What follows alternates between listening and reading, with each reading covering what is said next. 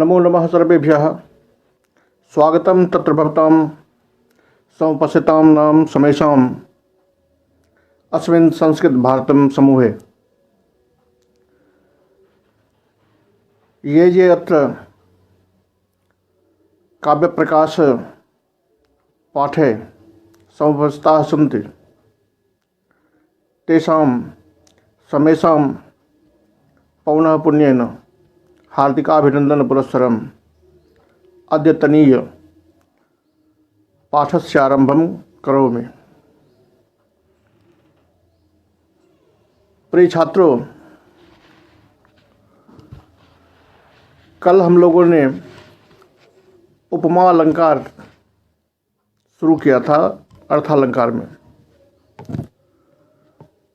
उस उपमा अलंकार के जो भी भेद बताए गए थे, श्रुति, आर्थी, लुप्ता, पूर्णा इत्यादि भेदों के परिगणन के बाद अब कुछ अलंकार ऐसे हैं जो इसी उपमा के बराबर हैं। बराबर से मेरा तात्पर्य यह है कि जैसे हम उपमा को देख रहे हैं, पूर्ण रूप से इसी से मिलता जुलता है। जैसे एक अलंकार इससे आगे बताते हैं, वो है मालोपमा।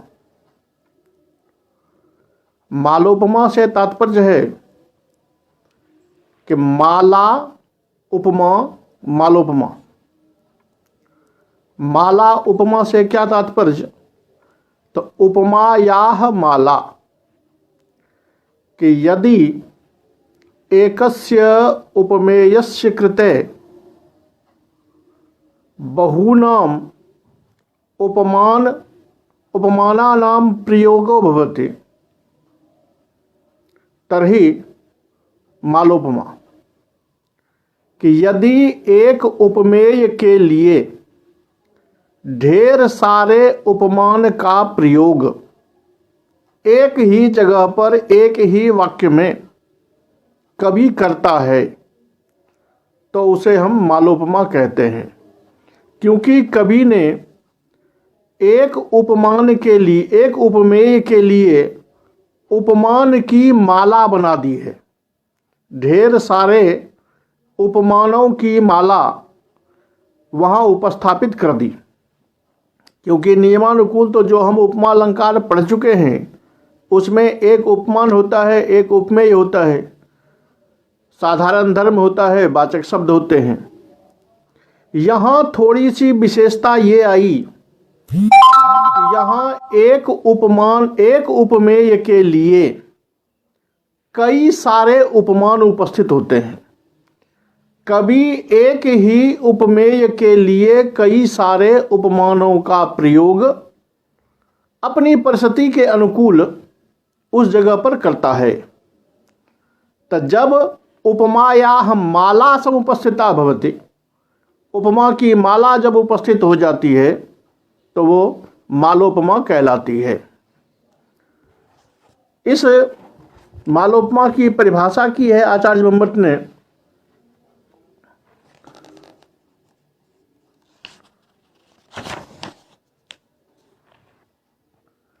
एकस्यैव बहूपमानोपादाने मालोपमा। एकस्यैव अर्थात एकस्यैव उपमेयस्य बहूपमानोपादाने, अगर विविध प्रकार के उपमान केवल एक उपमेय के लिए उपस्थापित कर दिए जाएं तो। कैसे? तो जैसे उदाहरण देते हैं कि ज्योत्स्नेव नयनानंदः सुरेव मदकारणम प्रभुतेव समाकृष्टः सर्वलोका नितंबिनी। यह जो नायिका है वो ज्योत्सना, चांदनी की तरह आँखों को आनंद देने वाली है। सुरेव मदकारणम, सुरा की तरह मद देने वाली है। प्रभुतेव समाकृष्टः सर्वलोका, प्रभुता की तरह सभी लोगों को अपनी ओर आकृष्ट करने वाली है।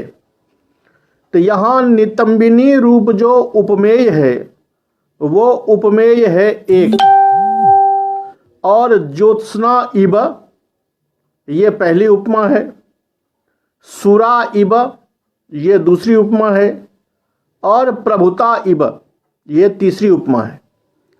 और ये तीनों उपमा उस नितंबिनी के लिए, उस नायिका के लिए ही प्रयोग किया गया है। तो जब एक उपमेय के लिए तीन तीन उपमाएं लगाई गई, ये एक से ज़्यादा भी हो सकते हैं, दो हो सकते हैं, तीन हो सकते हैं, और तीन से आगे भी हो सकते हैं। देखना यह है कि कई सारी उपमाएं एक उपमेय के लिए उपस्थित हो जाएं, जिसको हम उपमा की माला कह देते हैं। मैथिली शरण गुप्त जी की हिंदी की पंक्ति प्रायः आप सभी को या बहुतों को याद तो होगी ही कि शैलों में सिंघनी सी बनों में, शैलों में सिंघनी सी बनों में विहंगिनी सी, शैलों में सिंघनी सी नभ में विहंगिनी सी, बन में हिरनी सी, जहाँ भी जाती खो उसे ढूंढ लाती मैं। यहाँ एक ही मैं के लिए यशोधरा की है कि एक ही मैं सिंघनी सी, विहंगिनी सी और हिरनी सी, ये तीनों उपमान उसने केवल एक के लिए ही दिया है कि अगर मैं सिंघनी सी होती, अगर मैं विहंगिनी सी होती, अगर मैं हिरनी जैसी होती। तो ये तीन तीन उपमाएं केवल एक पद के लिए प्रयोग किया गया है। ऐसी परिस्थिति में ये मालोपमा कहलाती है। केवल आपको ये जानना है कि उपमा की माला उपस्थित हो। एक उपमान आएगा तो उपमा अलंकार है, अगर विविध उपमान आ गए तो उपमा की माला बन गई, और जब उपमा की माला बन गई तो उसे हम मालोपमा कहते हैं। अब ये तो हुआ कि एक उपमेय के लिए कई उपमान का प्रयोग हुआ तो मालोपमा।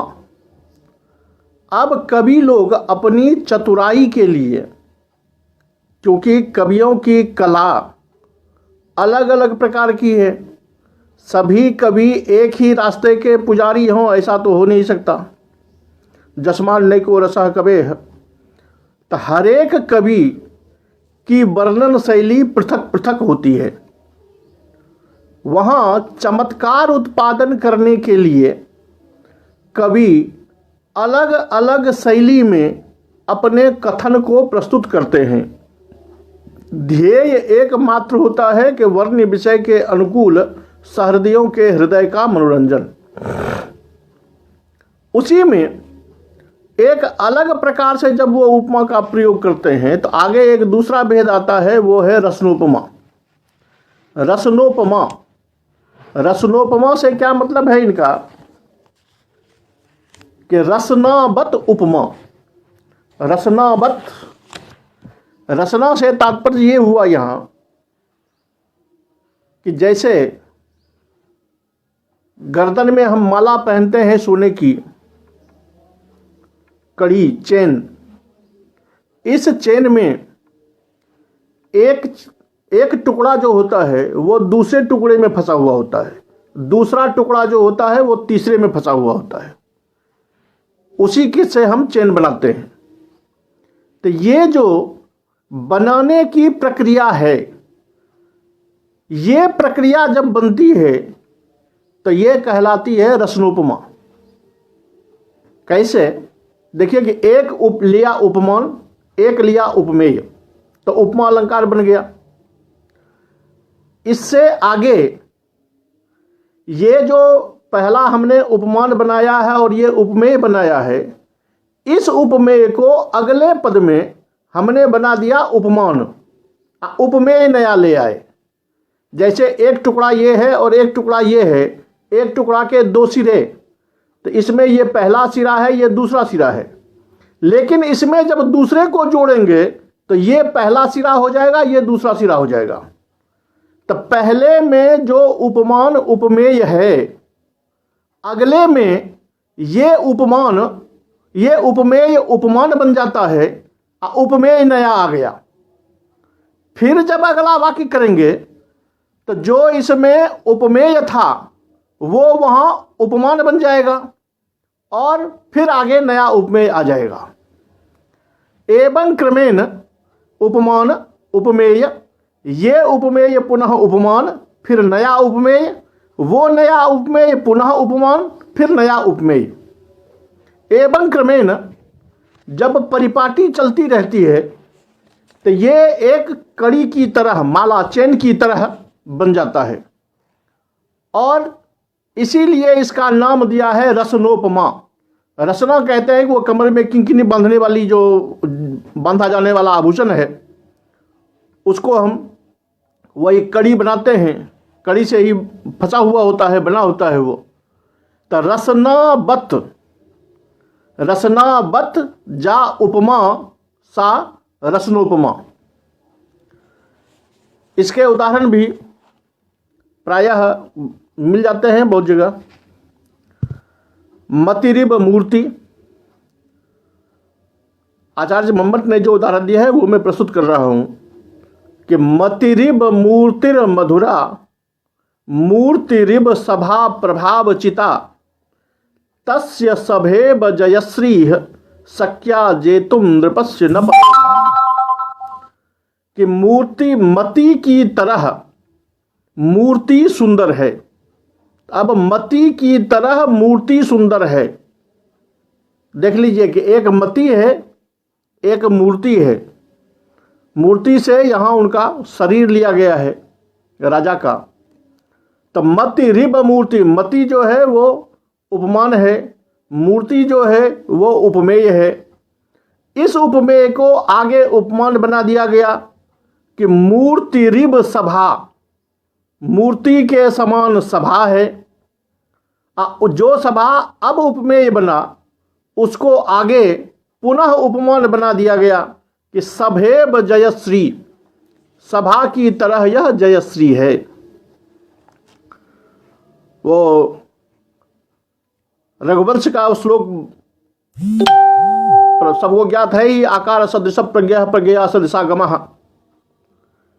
उपमान उपमेय, पुनः जो उपमेय था वो उपमान बन गया, आगे पुनः उपमेय आ गया। इस क्रम से जब चलता रहा तब मति के समान मूर्ति, मूर्ति के समान सभा, सभा के समान जयश्री। यहाँ क्रमशः पहला जो उपमेय है वो दूसरे में उपमान बन गया और दूसरे में जो उपमेय आया सभा वो तीसरे में उपमान बन गया। ये क्रम जब चलता है तो इस क्रम को हम कहते हैं रसनोपमा, जिससे कि उपमान उपमेय की एक लड़ी, एक कड़ी बनती हुई चली जाती है। तो ये हो गया आपको रसनोपमा। आगे है अनन्वय। अनन्वय अलंकार की खूबी है कि मैंने पहले कहा है कि कवि वर्णन की शैली अपनी अपनी रखते हैं अलग अलग। अनन्वय से मतलब है कि नो अन्वयः। नो अन्वयः से क्या तात्पर्य? तो जैसे जब हमने उपमान और उपमेय लगाया तो इसका मतलब है कि जिस उपमेय को हम दिखा रहे हैं उसका जो हम उपमान बता रहे हैं, तो साधर्म्य के बल पर दोनों में तुलना तो है। दोनों में तुलना करते हैं तो ये तो मानना पड़ेगा कि इसके जैसा ये है, यानी एक के समान दूसरा है। कभी कभी अपने पात्रों को अपने वस्तु में ये दिखाना चाहता है कि मैं जिसका वर्णन कर रहा हूं वो अपने में अद्वितीय है, इसके जैसा दूसरा कोई है ही नहीं। तो ऐसे में जब कभी उपमा प्रयोग कर देगा तो उपमा तो हो ही नहीं सकता, क्योंकि उपमा जो ही आएगा तो उपमान उपमेय दोनों बराबर हो जाएंगे। अब कवि को बताना यह है कि मेरे उपमेय जैसा दुनिया में कुछ है ही नहीं, तो जब उसके समान कोई उपमान होगा ही नहीं तो इस बात को कवि कैसे प्रस्तुत करेगा। कवि अगर गद्य में लिखे कि भाई मेरी नायिका जैसी दुनिया में कोई चीज नहीं है, तो उसमें वो आलंकारिक मजा नहीं आएगा। इस बात को कि मेरी नायिका जैसी दुनिया में कुछ और नहीं है, तो अन्य व्यवच्छेद जब करना होता है कि दुनिया के सारी चीजों से अलग ये मेरा वस्तु है, ये जब कवि को करना होता है तब कवि क्या करते हैं, तो उसी वस्तु को उपमान भी बनाते हैं और उसी को उपमेय भी बना देते हैं। तो इससे क्या होता है कि इसके जैसा यही है, इसके जैसा दुनिया में दूसरा कुछ है ही नहीं। इस बात की अभिव्यक्ति करने के लिए जिस अलंकार का प्रयोग होता है वो है अनन्वय, कि नो केनापि अन्येन साधर्म्य वसात अन्वयः इति बोधयितुम, ये बोधन करवाने के लिए, ये बताने के लिए अनन्वय का प्रयोग किया जाता है। उपमानोपमेयत्वे एकस्यैवैक वाक्यगे, कि जब एक वाक्य में एक ही उपमान उपमेय हो जाता है, यानी उपमान और उपमेय की एकता, वही चीजें, वही वस्तु उपमेय भी है और वही वस्तु उपमान भी है, ऐसा जब प्रयोग होता है, इसीलिए कहा इन्होंने उपमानोपमेयत्व, उपमान और उपमेय दोनों का एकत्व हो जाए। प्रसिद्ध उदाहरण है राम रावण योर युद्धम राम रावण योरिव। राम और रावण की लड़ाई कैसी है, तो राम और रावण की लड़ाई जैसी। क्यों, तो इतनी भयंकर भीषण लड़ाई हुई कि उसकी तुलना किसी और लड़ाई से नहीं की जा सकती, उसके जैसा अपने में वो अद्भुत अकेला ही हुआ। इसी बात का बोधन करने के लिए ये प्रयोग होता है। इसमें वही उपमान होता है, वही उपमेय होता है।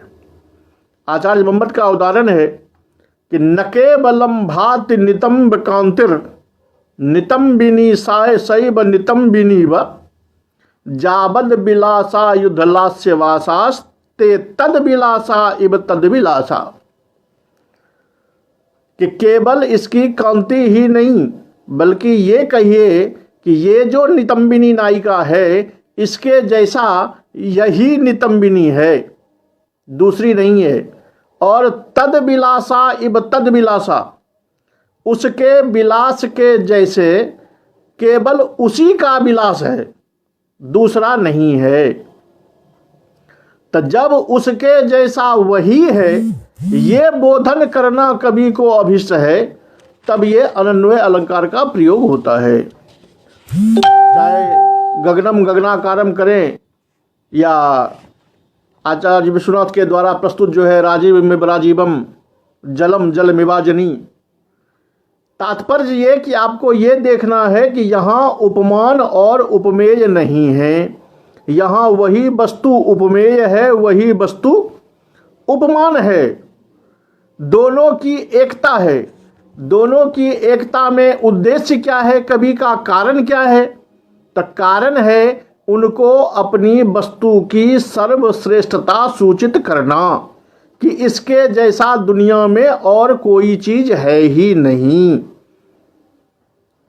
तो अब ये हो गया आपको अनन्वय, कि सर्वोत्कृष्ट अद्वितीय अगर प्रमाणित करना हो तो वो अनन्वय अलंकार का आप प्रयोग करें। इससे आपको अद्वितीय लिखने की जरूरत नहीं रहेगी, वो अकेले में वही हो जाएगा, क्योंकि स्पष्ट है उसके समान दुनिया में कोई उपमान है ही नहीं। अन्यथा इस विषय को कहने के लिए यहाँ तो केवल मुखम मुखमिव कर देंगे तो स्पष्ट हो जाएगा कि इसके समान दुनिया में कुछ नहीं है। लेकिन अगर इसको आप अलग अलग करेंगे, ये लंबी पंक्ति कहनी पड़ेगी आपको कि इसके जैसा दुनिया में दूसरा कोई नहीं है। संत शिरोमणि तुलसीदास ने जब सीता के वर्णन में कहा तो लंबी पंक्ति करनी पड़ी उनको कि सब उपमा कवि रहे जुठारी, कही पट तरों विदेह कुमारी, सिय बरनीय तही उपमा देई, कु कभी कहा यजस को लेई। ये कहना पड़ा इसीलिए कि सीता जैसा कुछ है ही नहीं, उसकी उपमा अगर मैं दूं तो फिर मैं कुकवि बन जाऊंगा, उसकी उपमा दुनिया में नहीं हो सकती। और ये अनन्वय अलंकार ऐसा है कि छोटा सा शब्द प्रयोग कीजिए, आपका जो ये लंबा अर्थ है कि इसके जैसा दुनिया में कोई नहीं है, पूरी दुनिया से व्यवच्छेद करके उसको सर्वश्रेष्ठ बना के आगे कर देगा। ये है अनन्वय। अब देखिए यहां तो एक व्यवच्छेद हो गया, यानी जिसको अद्वितीय आपने बनाया, उसी को उपमान बनाया, उसी को उपमेय बनाया, तो इसका मतलब हो गया कि इसके समान दुनिया में और दूसरा कोई नहीं है। ये एक प्रकार हुआ तो अनन्वय होता है। कभी कभी ऐसा भी सिद्ध करना चाहते हैं कि मुख के समान चांद है, तो मुंह और चांद की जो समता है ये केवल इस दो की ही समता है आपस में, तीसरा वस्तु कोई नहीं है। तीसरा से मतलब कि मुंह के समान चांद है और चांद के समान मुंह है। इन दोनों की जो स्पर्धा है, जो तुलना है, वो तुलना केवल इसी दोनों में हो सकता है। इस दोनों को छोड़कर तीसरा कोई इसकी तुलना में नहीं आ सकता। जब इस दो को छोड़कर तीसरे को वर्जित करना होता है कि तीसरा कोई ऐसा नहीं है, तब वो होता है उपमेयोपमा। उसको हम कहते हैं उपमेयोपमा। उपमेय उपमा कि यानी पहले वाक्य में जो आपने उपमान बनाया और जो उपमेय बनाया, आगे में वो उपमेय उपमान बन जाएगा, और वो जो उपमेय था, वो ये उपमा था, वो वहाँ उपमेय बन जाएगा। यानी आगे कहिए कि मुंह के चंद्रमा के समान मुंह, और दूसरे वाक्य में कहिए मुंह के समान चंद्रमा। तो एक में चंद्रमा उपमान मुंह उपमेय, और दूसरे में मुख उपमान चंद्रमा उपमेय। ऐसा करने में कवि का उद्देश्य क्या है, कवि का भाव क्या है, तात्पर्य क्या है? तो कवि का भाव ये है कि मैंने जो उपमेय और उपमान प्रस्तुत किए हैं, ये दोनों ही आपस में एक दूसरे के जैसे हैं, तीसरा कोई इसके जैसा नहीं है। तो पहले में था दूसरे से अलग करना, अब है कि अगर दो को अन्य तीसरे से अलग करना है तो ये उपमेय उपमा अलंकार का प्रयोग होता है। विपर्यासः उपमेयोपमा तयोः, तयोः अर्थात उपमानोपमेययोः, उपमानोपमेययोः विपर्यासः, कि जो पहले में उपमान और उपमेय हुआ, अगले वाक्य में इसको उल्टा दीजिए कि उपमेय को उपमान बना दीजिए, उपमान को उपमेय बना दीजिए, तो ये हो जाएगा उपमेय उपमा अलंकार। कमलेब मतिर, मतिरिब कमला, तनुरिब विभा, विभेब तनुः, धरणीब धृतिर, धृतिरिब धरणी, सततम विभाति बतजस्य। कि कमला की तरह मति, एक उपमा उपमेय है, कमला की तरह मति। कमला उपमेय उपमान है, मति उपमेय है। अगले वाक्य में कहते हैं कि मतिरिब कमला, अब मति हो गया उपमान, कमला हो गया उपमेय। पहले में कमला इब मति ही, आगे में मति इब कमला। दूसरे में तनु रिब विभा, तनु की जैसी कांति, और विभेव तनु, विभा के समान तनु शरीर। धरणीव धृति, धरणी के समान धैर्य। अधृतिरिव धरणी, धरती की धृति के समान धरणी और धरणी के समान धृति। तो ये परस्पर पहले वाक्य में जो उपमान उपमेय है, अगले वाक्य में ये उलटकर उपमान उपमेय बन गए हैं। ऐसी परिस्थिति में जब पहले वाक्य के उपमेय को दूसरे वाक्य में उपमान बना दिया जाता है और पहले वाक्य के उपमान को दूसरे में उपमेय बना दिया जाता है, तो वहाँ उपमेय उपमा अलंकार कहलाता है। यानी सीधा पहले से दूसरे में उलट जाता है। पहले का उपमान उपमेय अगले में उलटकर उपमान उपमेय बन जाता है, तो इसको हम उपमेय उपमा अलंकार कहते हैं। अब जो इन तीनों के बाद जो आगे अलंकार आता है क्रमशः, उसमें नाम आता है उत्प्रेक्षा का। और ये अलंकार जगत में बहुत ही कवियों द्वारा समादृत और सहृदय के हृदय को आनंदित करने वाले अलंकारों में से अग्रगण्य है। जैसे उपमा सभी कोई प्रयोग करता है, वैसे ही इस उत्प्रेक्षा का प्रयोग भी जनरली सामान्य लोग कर देते हैं। हाँ, ये अलग बात है कि उत्प्रेक्षा को पहचानना उपमा से थोड़ा कठिन होता है। उपमा तो हम सहजतया समझ जाते हैं, लेकिन उत्प्रेक्षा को समझने के लिए थोड़ी सी बुद्धि लगानी पड़ती है। उत्प्रेक्षा मूलतः क्या कहता है? उत्प्रेक्षा कहता है कि संभावन मथोत्प्रेक्षा प्रकृतस्य परात्मना। देखिए, कभी क्या करता है, जब उपमा अलंकार हम प्रयोग करते हैं तो वहाँ हमारा जो उपमेय होता है उसके समान हम जिसको समझते हैं वो कवि की मर्जी है कि वो उपमेय को किसके समान दिखाता है। जिसके समान वो दिखाएगा, कवि ने पहले अपने विचार से ये निश्चित कर लिया है कि ये वस्तु इसके जैसा ही है। तो दोनों की समानता, दोनों की तुलना उसने निश्चित कर ली है।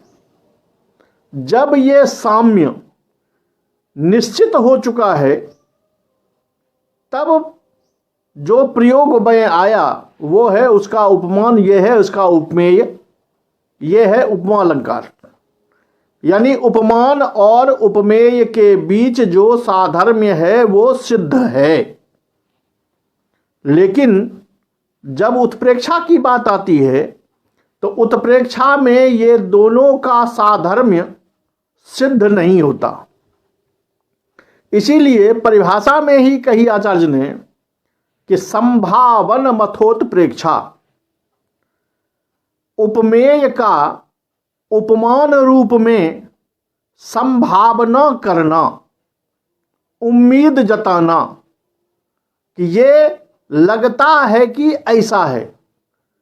यानी कहने वाला इस बात पर पूर्ण विश्वस्त नहीं है कि ये इसके जैसा है।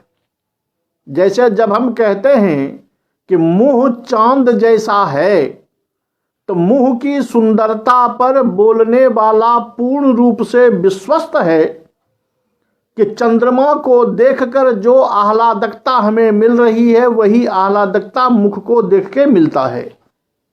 इस बात से वो संतुष्ट है। लेकिन जब उत्प्रेक्षा आती है तो वहां क्या होता है, वहां कहने वाला कहता है कि इसका मुंह इतना सुंदर है कि लगता है चांद हो।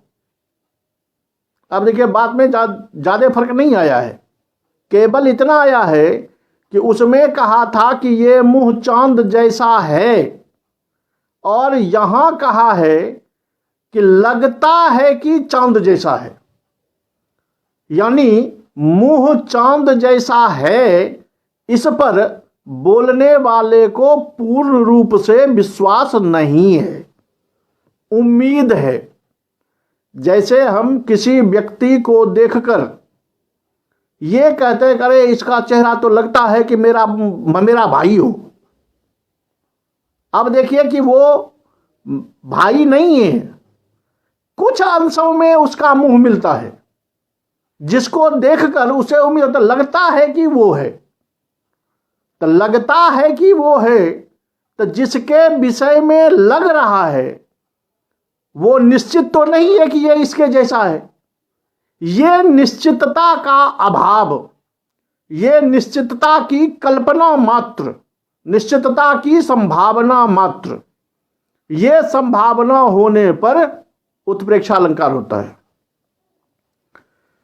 संभावन मथोत्प्रेक्षा प्रकृतस्य परात्मना।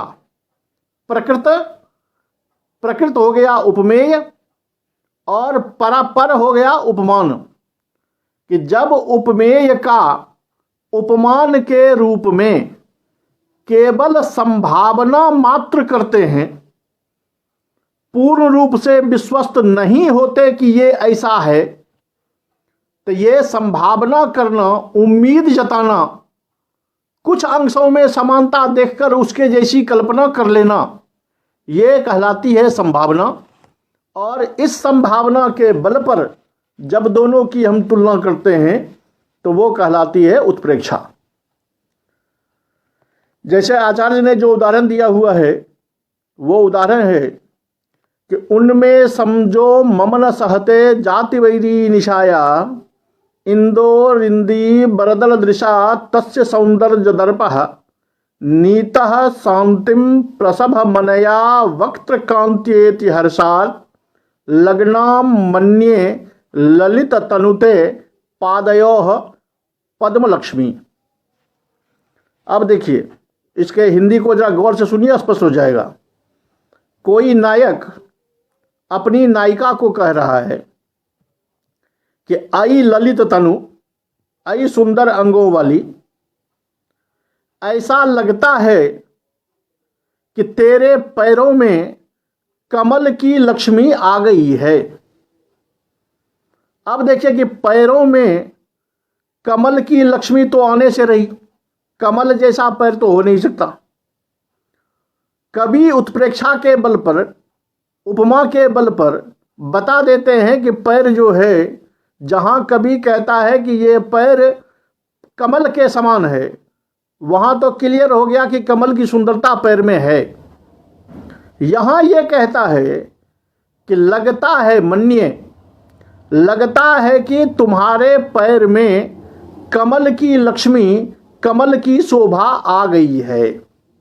कैसे? तो उसका कारण बताता है, बड़ा बढ़िया कारण बताता है कि कमल ने ये सोचा, कमल की जो शोभा है वो सोच रहा है कि मेरे विकास को नहीं सहने वाला है ये चांद।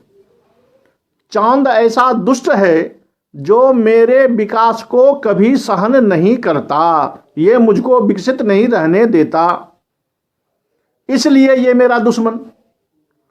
और ये सामने जो नायिका खड़ी है, इसने अपने मुंह की सुंदरता से इस चंद्रमा को जो अब सुंदर होने का गौरव था, उस गौरव को चूर कर दिया।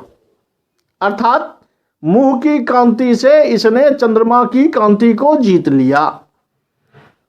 तो अब कमल का दुश्मन था चांद, और चांद का दुश्मन हो गया मुंह, क्योंकि मुंह ने चंद्रमा को हरा दिया। तो स्वभावतः है कि कमल और मुंह जो नायिका है उसकी दोस्ती हो जाएगी, और जो हारा हुआ व्यक्ति है वो उसकी शरण में जाएगा जो बलवान हो। तो चंद्रमा हारा कमल से, कमल को जीतने वाली हुई ये नायिका जिसने अपने मुंह से जीत लिया।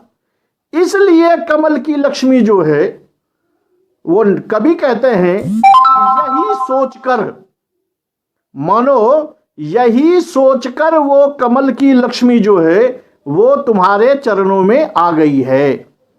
यानी उत्प्रेक्षा का कारण जो है वो बड़ा कमाल कवि ने ढूंढा है कि यही सोचकर ये आया हुआ है। अब देखिए कि कमल जैसा पैर है तो सुकोमल तो हो सकता है, सामान्य बात है कि सुकोमलता को देख करके आप कह दें कि ये पैर कमल जैसा है, लेकिन ये जो कारण कवि ने उत्प्रेक्षित किया है, कमल इतना विचार करके मानो ये सोच के पहुंचता है, इसमें सत्यता तो नहीं है, इसमें तो कवि प्रौढ़ोक्ति है। कवि ने कहा कि मानो इसने ऐसा सोचा तब ये आपके पास में आया। ये मन्ये पद जो है, ये मन्ये पद बोधित कर देता है कि ये उत्प्रेक्षा अलंकार है। क्यों? तो जैसे उपमा अलंकार में इब, बत, यथा इत्यादि जो हैं वो उपमा के वाचक हैं, उसी तरह जब उत्प्रेक्षा अलंकार होता है तो संभावना की जो अभिव्यक्ति होती है उसके लिए भी शब्द निर्धारित कर दिए हैं आचार्यों ने। मन्ये, संके, ध्रुवम, प्रायः और इब शब्दोपि तादृशः।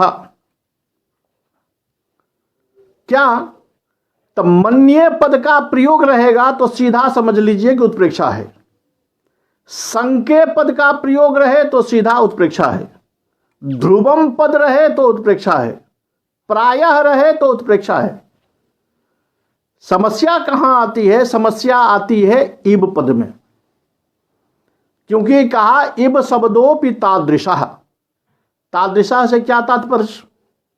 कि इब भी वैसा ही है, मन्ये संके की तरह ही उत्प्रेक्षा का वाचक है। तो अब अगर हम सीधी परिभाषा कर दें कि भाई इब पद जहां लगा रहे वहां उत्प्रेक्षा है, तो ऐसे में तो किसी भी छात्रों के समझ में नहीं आने वाली बात है। क्यों? तो उसके सामने तो समस्या द्वंद्व ये पैदा हो जाएगा कि इब लगाने से तो अभी आपने बताया था, अभी आप इब लगाने से उत्प्रेक्षा बता रहे हैं, तो आखिर मैं क्या मानूं? इब पद को देखकर मैं उपमा मानूं या उत्प्रेक्षा मानूं? इस समस्या का निराकरण करने के लिए सभी सहृदयों को, पाठकों को विचार करना पड़ेगा। विचार क्या? तो उपमान और उपमेय जहां पर इब लगा हुआ है, उन दोनों को आप देखिए और विचार कीजिए कि यदि उपमान सिद्ध है तब तो इब पद उपमा का वाचक है, यदि उपमान जो है वो सिद्ध नहीं है, साध्य है, तब वो उत्प्रेक्षा अलंकार है। अब आप कहेंगे कि सिद्ध और साध्य ये हम कैसे सोचेंगे? तो अभी मैंने दो बातें कही थी कि एक तो होता है कि यह मुंह चांद जैसा है, बोलने वाले आप पूर्ण रूप से विश्वस्त है कि इसकी सुंदरता चंद्रमा जैसी है। ये विश्वस्तता जो है, विश्वस्तता का बोध जो है वो है सिद्ध। और एक है कि लगता है कि चांद है। लगता है से यहां मतलब है कि पूर्ण रूप से वह वक्ता इस बात पर विश्वस्त नहीं है कि यह चांद है, बल्कि कुछ अंशों में वह उम्मीद करता है कि यह ऐसा ही है। सुंदरता उतनी है, लेकिन वो पूर्ण रूप से चंद्रमा के समान कहने के लिए तैयार नहीं है, उम्मीद कर रहा है वो कि लगता है ऐसा है। जैसे अगर झुरमुट में कोई एक तोता हो तो दूर से हम देखेंगे और हल्का सा उसका हमको शरीर दिखाई देगा हरा ऐसा, कोई पूछे कि भाई वो क्या है, तो हम क्या करेंगे? हम डिक्लेयर तो नहीं कह सकते ये तोता है, बल्कि थोड़ा थोड़ा दिखाई दे रहा है तो कहेंगे अरे यार देखने से तो लगता है कि तोता है। अब देखने से तो लगता है कि तोता है, यानी हम पूर्ण विश्वस्त नहीं है कि यह तोता ही है, लेकिन अगर उसको हम पूरा देख लेंगे तो शान से कहेंगे यह तोता है। तो यही जो लगता है, थोड़े अंशों में देख करके आप उम्मीद जताते हैं, ये है साध्य का कारण या साध्य बताने वाला। ऐसा देख करके आप कल्पना कर सकते हैं कि ये उत्प्रेक्षा है। इसको स्पष्ट करने के लिए अब आप देखिए कि एक उदाहरण संस्कृत साहित्य में बड़ा फेमस है। वो है लिम्पतीब तमोंगानी वर्षतीवांजनम नभः असत पुरुष सेवेव दृष्टिर्विफलतांगता। ये मृच्छकटिकम में श्लोक है, वैसे दरिद्र चारुदत्तम में भी है। यहां क्या हो रहा है, पहला श्लोक का जो पहला चरण है वही कहता है लिम्पतीब तमोंगानी। दृश्य भी प्रायः सबको याद होगा कि सकार मुख्य सड़क से भागकर गली में चला जाता है। गली में अंधेरा है जहां बसंत सेना भाग रही है। अंधेरे में जब वो पहुंच जाता है तो स्वभावतः चूंकि पहले प्रकाश में था, अब वो अंधेरे में चला गया। तो जो आदमी प्रकाश से सीधे अंधेरे में पहुंच जाए उसको वैसे भी अंधकार दूना लगता है, पूरा कुछ नहीं दिखाई देता। तब वो कह रहा है कि लिम्पति इब तमह अंगानी, अंधकार जो है वो मेरे शरीर को लीप रहा है। बरसतीवान जनम नभः, आकाश अंजन की वर्षा कर रहा है। ये दो ऊपर में है और नीचे है असत पुरुष सेवेव दृष्टि विफलतांगता। यहां 3 जगह इब लगा हुआ है। अब 3 जगह जब इब लगा हुआ है तब आपको सोचना पड़ेगा कि यह कहां उत्प्रेक्षा है और कहां उपमा है। मैं इसीलिए बता रहा हूं कि यहीं आपको उपमा उत्प्रेक्षा दोनों स्पष्ट हो जाएगा। कि देखिए, पहले में लगाया कि लिम्पति इब तमह अंगानी, अंधकार शरीर को लीप रहा है, मानो लीप रहा है, क्योंकि इब पद जो है वो क्रिया में लगा हुआ है। लिम्पति इब, जैसे कि लीपता हो। अब लीपना जो क्रिया है वो तमह, अंधकार जो है वो अंधकार शरीर को लीपता तो नहीं है। जैसे हम घर को गोबर से लीपते हैं वैसे अंधकार शरीर को लीपने की क्षमता तो नहीं है उसमें। जब क्षमता नहीं है तो फिर इब पद का प्रयोग क्यों हुआ? जैसे मुंह और चांद की तुलना करेंगे आप, अगर मुंह में सुंदरता है और चांद में सुंदरता ना हो तो भला उसकी तुलना आप कैसे करेंगे? तो अगर तमह को लीपने की क्षमता नहीं है तो फिर आप ये कैसे कह सकते हैं कि ये तम जो है वो लीप रहा है? अब जो इब पद है वो इब पद केवल उत्प्रेक्षा करता है। क्यों? जैसे हमारे शरीर पर कोई तीसरा व्यक्ति लेप लगाए तो आंख पर कोई लेप लगा दे तो हमें कुछ नहीं दिखाई देगा। तो उसी तरह अंधकार ऊपर से इतना बरस रहा है कि उसमें डूबा हुआ ये व्यक्ति आगे कुछ दिखाई नहीं दे रहा है।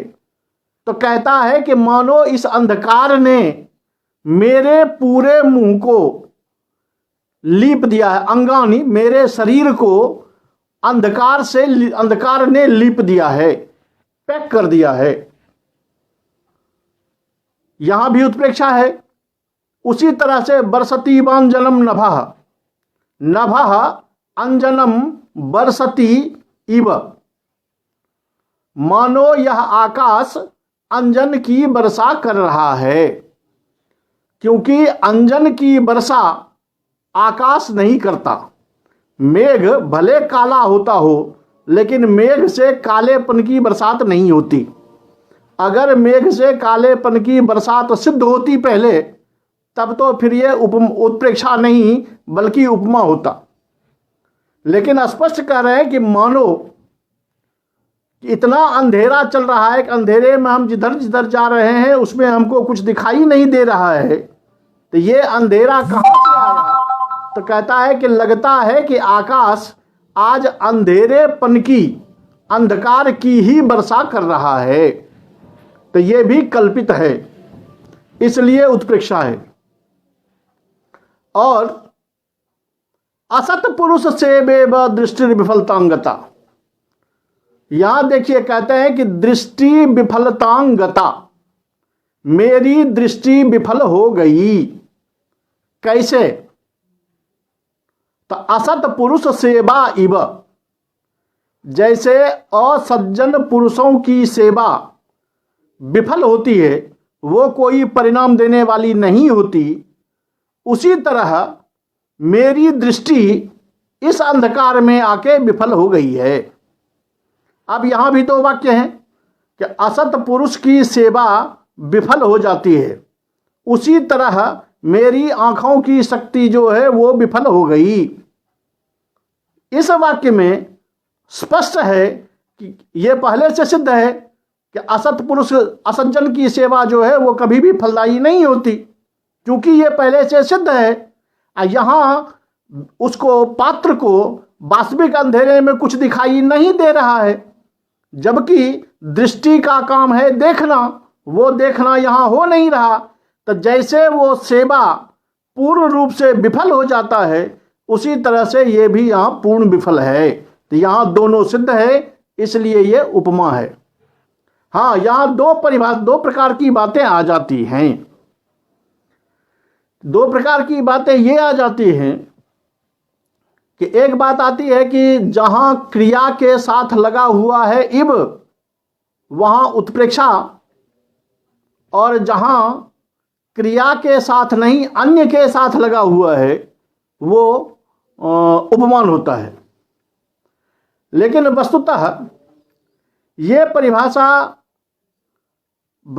तत्क्षण तो अच्छी लग रही है, इस श्लोक में ठीक है कि वहाँ लिम्पति में लगा हुआ है, वहाँ बरसती में लगा हुआ है, और यहाँ सेवा में लगा हुआ है। तो हम ये कह दें कि चूंकि वहाँ क्रिया में लगा हुआ है इसलिए उत्प्रेक्षा है, लेकिन और यहाँ वस्तु में, अन्य में लगा हुआ है इसलिए ये उपमान है। लेकिन ये परिभाषा चिरकाल तक टिकने वाली नहीं है, क्योंकि जहाँ आपको ये देखना पड़ेगा कि जैसे गाय दूध देती है वैसे ही ये दूध दे रही है, यहां क्या करेंगे? यहां तो क्रिया में अगर लगेगा तो वहां कैसे कहेंगे कि ये उपमा नहीं होगी? या जैसे जमुना का पानी बह रहा है वैसे ही गंगा का पानी बह रहा है, बहती इब, वहां क्या करेंगे? वहां जाकर के पुनः यह समस्या पैदा हो जाएगी कि हम क्या करें। तो इस क्या करें को निर्धारण करने के लिए या अलग अलग करने के लिए, स्पष्टतया अवबोधन करने के लिए आपको श्लोक का भाव ही देखना पड़ेगा। भाव देख करके आपको ये लगाना पड़ेगा कि जिससे तुलना की जा रही है वो उपमान जो है वो सिद्ध है या नहीं है। अगर सिद्ध है तो उपमान है, अगर सिद्ध नहीं है तो उत्प्रेक्षा है। और ये अलंकार बड़ा चमत्कारकारी अलंकार है, जिसके बृहत्त्रयी में नैषधकार जो हैं महाकवि श्रीहर्ष, वो इसके एक हिसाब से कहिए तो सुपर मास्टर हम कह सकते हैं। उत्प्रेक्षा करने में वो जितने पारंगत हैं, वैसे उत्प्रेक्षा सभी कभी करते हैं, लेकिन उनकी उत्प्रेक्षा कुछ गजब प्रकार की होती है। इतना सटीक होता है कि आपको ये ढूंढना मुश्किल हो जाता है कि भाई कवि की उत्प्रेक्षा में कितना चमत्कार है। वो उत्प्रेक्षा के बल से उतना चमत्कार भरते हैं, उतना दूसरे अलंकार से नहीं भरते हैं। ये अलग बात है कि मैंने नहीं कह दिया तब आप लोगों को गुस्सा हो गया होगा कि क्या आप उत्प्रेक्षा के मास्टर केवल नैषधकार को ही बताते हैं। तो जी नहीं, उत्प्रेक्षा के मास्टर सभी होते हैं, लेकिन वही मैंने कहा कि रुचि सबकी अपनी अपनी है। नैषध को हम जितना पढ़ते हैं उसमें उत्प्रेक्षा का जो चमत्कार दिखाई देता है वो वास्तविक काबिले तारीफ है और सहृदयों के हृदय को और आनंदित करने वाला होता है। लेकिन उस उत्प्रेक्षा को जानने के लिए आपको ये दो बातें याद रखनी पड़ेगी कि एक तो मन्ये शंके ध्रुवम प्रायः, इस चार में आपको कोई शंका नहीं होगी। जहाँ ये चार पद लगे हुए हैं वहाँ तो उत्प्रेक्षा है ही। जहाँ इब पद लगा हुआ है, इब पद में आपको जो थोड़ी वहाँ समस्या आएगी, वहाँ यही आपको देखना पड़ेगा कि सिद्ध कौन सा है और साध्य कौन सा है। ये देख लें और स्पष्ट कर लें तो पता चल जाएगा। ये काव्य प्रकाशकार का मत है, क्योंकि जब आचार्य विश्वनाथ के यहाँ जाएंगे साहित्य दर्पण में, वहाँ इसके ढेर सारे आपको भेदोभेद मिलेंगे, क्योंकि वहाँ जाति द्रव्य गुण क्रिया जो है उन सब की उत्प्रेक्षा को उन्होंने अलग अलग कर दिया है। अलग अलग करने पर भेद ज़्यादा हो जाते हैं। तो यहाँ तो केवल आपको ये समझना है कि उत्प्रेक्षा क्या है। तो उत्प्रेक्षा संभावना का नाम है।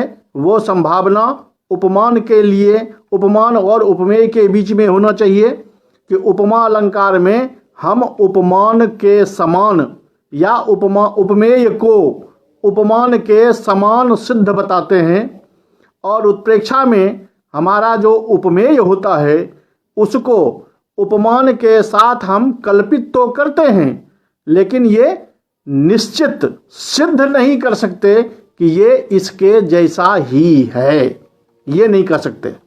इसलिए ये उत्प्रेक्षा अलंकार कहलाता है।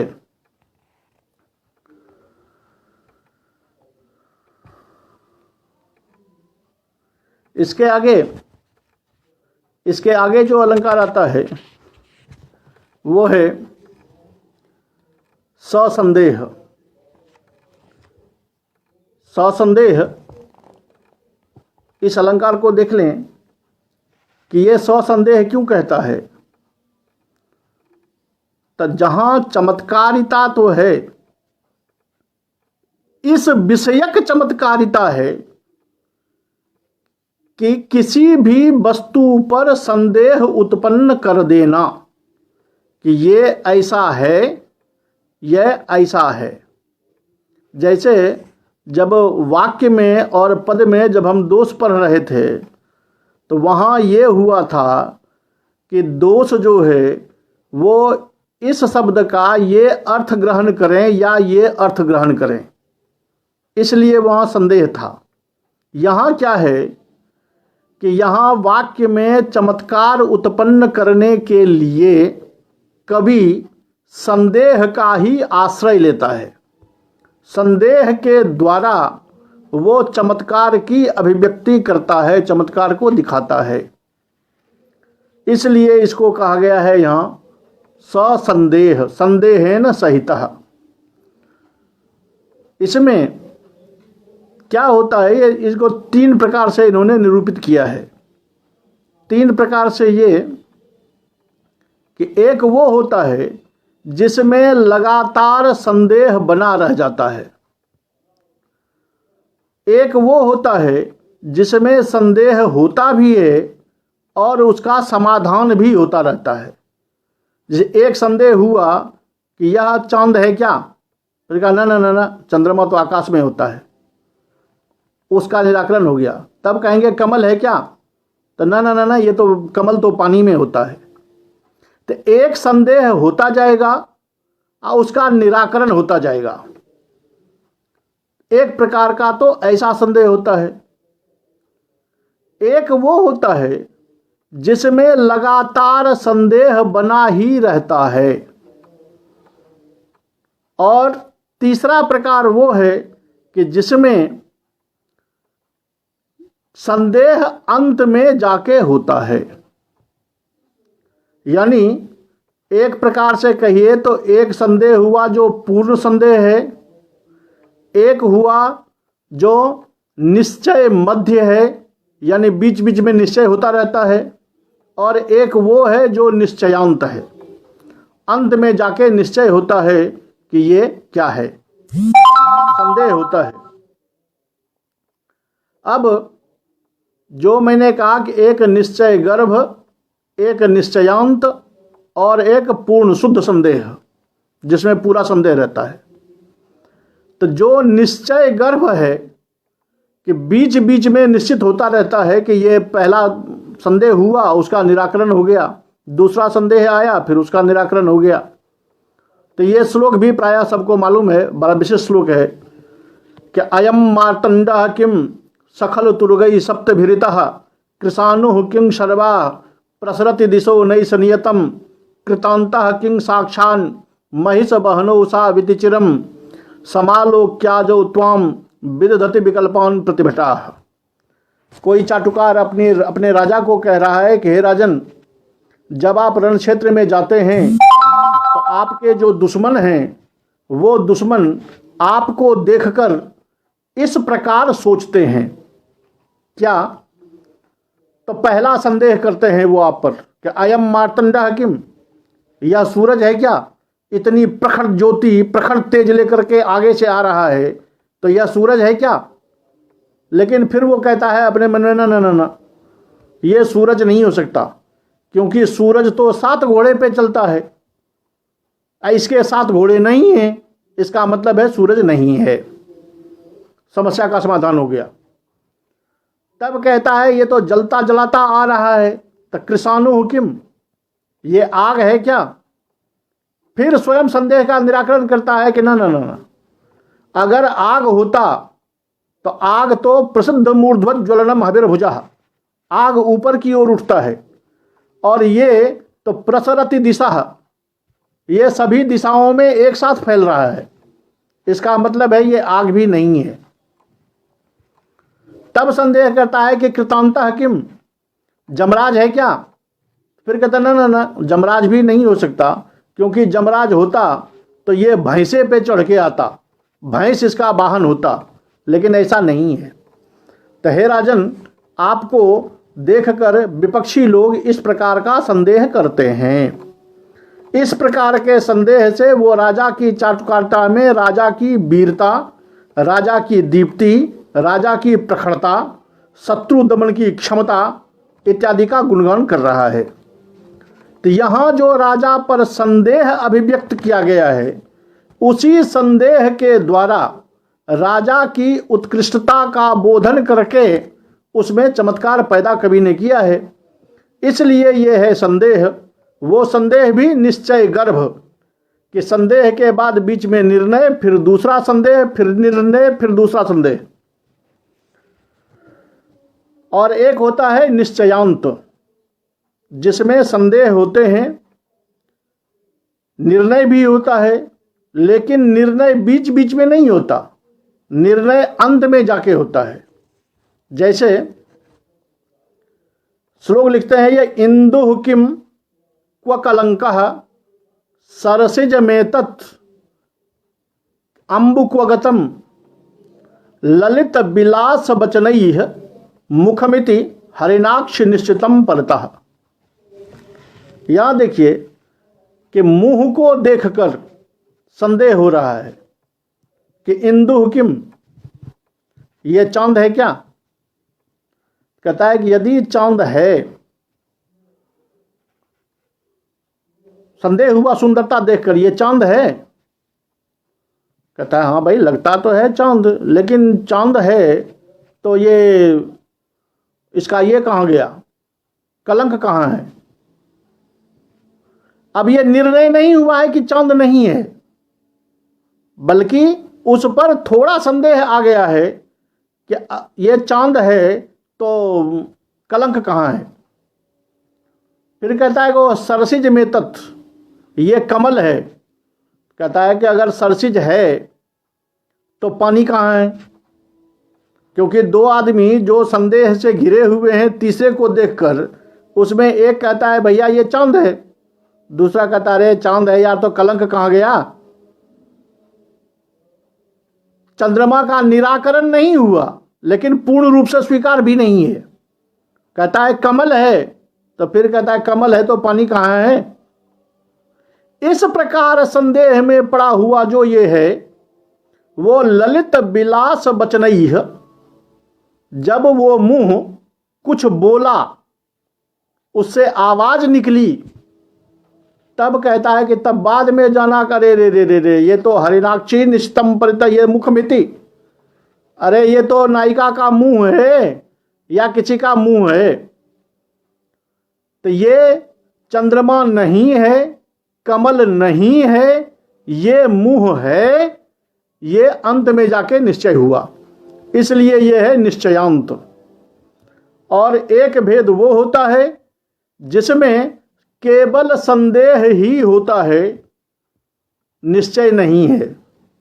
ये है महाकवि कालिदास का श्लोक, प्रायः सबको मालूम है कि अस्याः सर्ग विधौ प्रजापतिरभूत चंद्रोनुकांति प्रदः श्रृंगारैक रसः कथन्नु मदनो मासोनु पुष्पाकरः वेदाभ्यास जड़ा कथन्नु विषय व्यावृत्त कौतूहलो निर्मातुम प्रभवेन मनोहरमिदम रूपम पुराणो मुनिः। शंका कर रहे हैं कालिदास कि अस्याः सर्ग विधौ, इस उर्वशी को बनाने के लिए प्रजापति कौन हुए, अर्थात इसको किसने बनाया। चंद्रोनुकांति प्रदः, क्या कांति देने वाला चंद्रमा ही प्रजापति हुआ, चंद्रमा ने ही इसको बनाया, क्योंकि इसकी जितनी कांति है उसको देख के तो लगता है कि साक्षात चांद ने ही बनाया। या श्रृंगारैक रसः, एकमात्र श्रृंगार रस ने इसे बनाया। या मदनः, कामदेव ने बनाया। या मासोनु पुष्पाकरः, या बसंत के महीने बसंत ने बनाया। कहता है भाई इतनी शंका आपको क्यों हो रही है। तो विषय उपस्थापित करते हुए कहते हैं कि वेद का अभ्यास करते करते जड़ हो गया है जो वह पुराणो मुनि, जो अत्यंत पुराना मुनि बूढ़ा ब्रह्मा, विषय व्यावृत्त कौतूहलो, जिसको इस सांसारिक काम लोभ मोह विषय से व्यावृत्त हैं, जिसको काम से कोई मतलब नहीं है, सांसारिक भोग वासना से कोई मतलब नहीं है, उससे जो निवर्तित हो चुके हैं, वैसे बूढ़े ब्रह्मा, एक तो बूढ़े, उसके बाद वेदाभ्यास करते करते जड़ हो चुके, तीसरा सांसारिक विषयों से अति व्यतिरिक्त हो चुके। भला वो बूढ़ा प्रभवेन मनोहर मिदम निर्मातुम प्रभवेत कथम, भला वो बूढ़ा इसको कैसे बना सकता है। तो ये तो निर्णय हो गया कि विधाता ने इसको नहीं बनाया, क्योंकि वो बूढ़ा इसको नहीं बना सकता। लेकिन बनाया किसने, इस पर संदेह यथावत बना रह गया कि किसने बनाया। चंद्रमा ने बनाया, श्रृंगार रस ने बनाया, कामदेव ने बनाया, या बसंत ने बनाया। इस संदेह का निर्णय नहीं हो पाया। तो ये है शुद्ध संदेह। तो इस प्रकार ये संदेह जो हैं, जहाँ प्रकृत विषय जो मेरा है, उपमेय जो हमारा है, उस उपमेय पर हम संदेह उत्पन्न करते हैं उपमान के रूप में। अब देखिए तीनों चीज को स्पष्ट कीजिए कि जब उपमा अलंकार लिखे थे, वहां कहा था कि मुंह चांद जैसा है, चंद्रमा और मुंह की सुंदरता स्पष्ट थी। जब उत्प्रेक्षा आया तो कहते हैं कि मुंह ऐसा सुंदर है कि लगता है चांद है। अब चंद्रमा पर पूर्ण रूप से सिद्धता नहीं है, बल्कि कल्पना है, संभावना है। संदेह में क्या होता है कि मुंह को देख के हम कहते हैं अरे रे ये चांद है क्या, चांद है क्या, यानी स्पष्ट संदेह है कि चांद है क्या, लेकिन चांद है तो धरती पर क्यों है। यह है संदेह। केवल हमने बात बदली है, लाइन बदला है, केवल अलंकार बदलते चले आ रहे हैं कि उपमानता सिद्ध है तो उपमा अलंकार है, उपमानता संभावित है, कल्पित है तो उत्प्रेक्षा अलंकार है, और उपमान संदेह के घेरे में है तो ससंदेह अलंकार होता है। इस प्रकार ये संदेह अलंकार यहाँ समाप्त होता है। इसके आगे फिर अगला अलंकार जो आएगा रूपक, उसको लेकर के हम सभी पुनः कल के पाठ में रूपक अलंकार को पढ़ेंगे। आज के लिए इतना ही। तब तक आप सभी को सादर प्रणाम, हार्दिकम अभिनंदनम।